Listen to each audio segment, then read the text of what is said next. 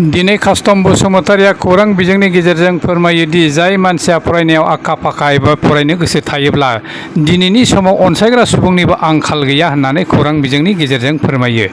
बिनिनो बिदिन्थि नुनो मोन्दों दि मुलुग खाख्लारिनि बेलायाव नलबारि जिल्ला हादुलि गामिनि दिनेश खाख्लारि आरो बिबारि खाख्लारिनि आंगोनि फिसाला मुलुग खाख्लारिखौ बावैसो खुंजालांनाय JEE आनजादनि सायख'जानायाव उथ्रिसार जानानै फरायनो सायख'जादोंमोन। नाथाय दुखु गोनां बाथ्राया गोरिबजों नाख्रेबजानाय।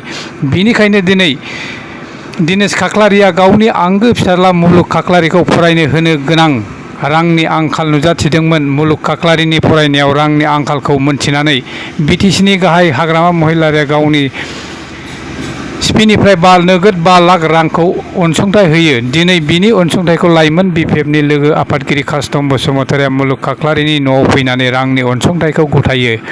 रांखौ गथायनाय समाव मुसलपुर जिल्लानि BPFनि आरो BSUनि गोबां मावथिफोराबो बाहागो लादोंमोन। लोगोसे कास्टम बसुमतारिया खौरां बिजोंनि गेजेरजों जोबोद बेसेन गोसा बाथ्रा फोरमायो। अब्ला फै बिथाङा मा फोरमायो मिथिनानै लानि।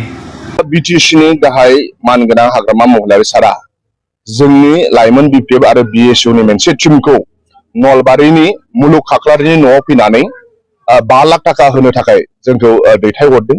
बेबादिनो मानाव गेदेर हाग्रामा महिलारि सारनि बिथोन बादियै जों दिनै BTCनि बाहेरायाव नलबारियाव फैनानै मुलुग खाख्लारिनि न'आव जोङो सफैबाय आरो बिथांनि आंगो बिफा आरो बिमा आरो मुलुग खाख्लारिनि आखायाव जोङो BTCनि गाहाय हाग्रामा महिलारि सार हरनाय 5 लाख थाखाखौ जों होबाय।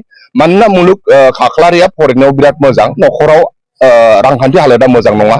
साननैसो सिगां बिथाङा गाव JEE एग्जाम पास जाबाय आरो झारखंडनि धनबाद IIT आव एडमिसन मोनबाय होननानै पर्टेल निउसाव बिथाङा निउस आगारदोंमोन।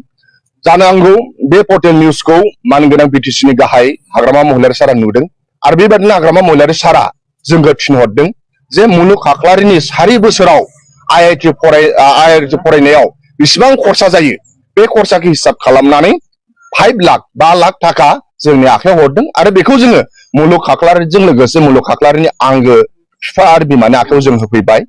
आरो जोङो मिजिंथियो मुलुग खाख्लारिया जेरै गोजौ सोलोंथाइ लानो थाखाय झारखंडआव थांगोन बिथाङा मोजां फरायना फैफिननो हाथों, मोजां कर्सखौ फोजोबनानै फैफिननो हाथों।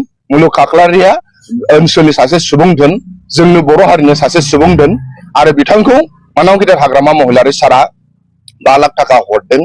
आरो दिनै ओंखायनो नोंथांमोननि चेनेलनि गेजेरजों आं सारा आसामनि बा BTCनि लाइमोनफोरखौ आं खावलायनो लुबैयो, नोंथांमोना मुलुग खाख्लारिखौ होनाय फरायनायाव जुदि मोजांब्ला, नोंहा जुदि रांखान्थि हालोदा मोजां नङाब्ला नोंखौ अनग्रा सबबो ओंखारगोन।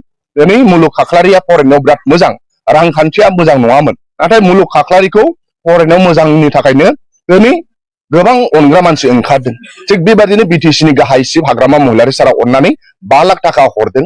ओंखायनो मुलुग खाख्लारिखौ इन्सपिरेसन लानानै सारा जोंनि BTCनि बा आसामनि फरायसाफोरा जाहाथे गोसो होनानै बिजाब फरायो, बेखौ आंनि फारसेनिफ्राय खावलायनाय थाबाय। फिन खनसेबाव जों लाइमोन BPFनिफ्राय मानाव गेदेर हाग्रामा महिलारि सारा मुलुगनो फरायनायनि खरसाखौ बानस'जोबनायनि थाखाय BTCनि सिब हाग्रामा महिलारि सारनिसिम साबायखर थाबाय आरो मुलुगनि फरायनाया मोजाङै मोजां साक्सेस जाजोबथों।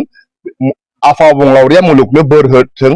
आफा अबंलावरिया मुलुग खाख्लारिनो बोर सारस्रि हरनानै बिथांनि फरायनाया मोजां जोबनानै जोंनि सुबुं सम्पद जानो हाथों, बेखौनो आफा अबंलावरिनो आर'ज खालामबाय आरो मुलुग खाख्लारिनिसिम बेस्ट उइसेस जोंनि फारसेनिफ्राय हरनाय थाबाय। थेंक इउ, गोजोन्थों।